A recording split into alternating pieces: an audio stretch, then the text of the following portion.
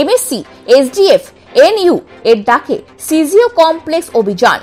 আন্দোলনকারীরা সিজিও কমপ্লেক্সের মেন গেটের সামনে পৌঁছানোর আগে বন্ধ করে দেওয়া হয় মেন গেট।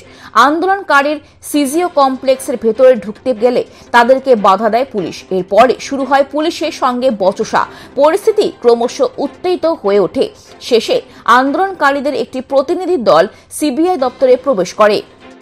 দেখুন, খুব অবাক হয়ে দেখলাম যে সিবিআই এর যিনি ইনভেস্টিগেটিং অফিসার সীমা পাহুজা, তিনি অনেক বড় বড় কথা বলেছিলেন।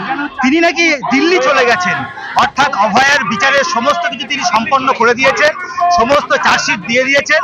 মানে ভাবতে এমনই দিল্লি চলে গেছেন। এখানে ডিএসপি সাহেব, সিবিআই ডিএসপি র্যাঙ্কের অফিসার, তিনি দেখা করলেন। তাকে আমরা একটা কথাই বললাম যে পশ্চিমবঙ্গের মানুষ কিন্তু 7 মাস আগে সিবিআই এর উপর যেটুকুনি ভরসা রাখছিল, আজকে আর কোনো ভরসা রাখতে পারছে না। আজকে কলকাতা হাইকোর্টের কথাটা আমরা মেনশন করেছি। কলকাতা হাইকোর্ট কিন্তু পরিষ্কার বলেছে যে সঞ্জয় রায় ছাড়া কে বা কারা, একাধিক ব্যক্তি কারা যুক্ত খুন ধর্ষণে, সেইটা যেন হলফনামা দেয় সিবিআই। তাহলে বিচার প্রক্রিয়া এখনো কমপ্লিট হলো না, তদন্ত এখনো কমপ্লিট হলো না। তথ্য প্রমাণ লোপাট কারা করেছে সেটাও কিন্তু কলকাতা হাইকোর্ট মহামান্য বিচারক জানতে চেয়েছে। তো সেগুলো আমরা জানতে চাইলাম।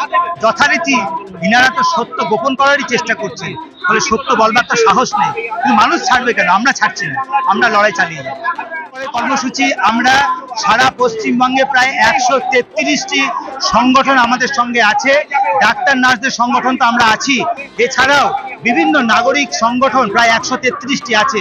তাদের সকলের সঙ্গে আমরা বৈঠক করব, আমরা বসবো এবং আগামী দিনে আরো বৃহত্তর আন্দোলনের কর্মসূচি নেব।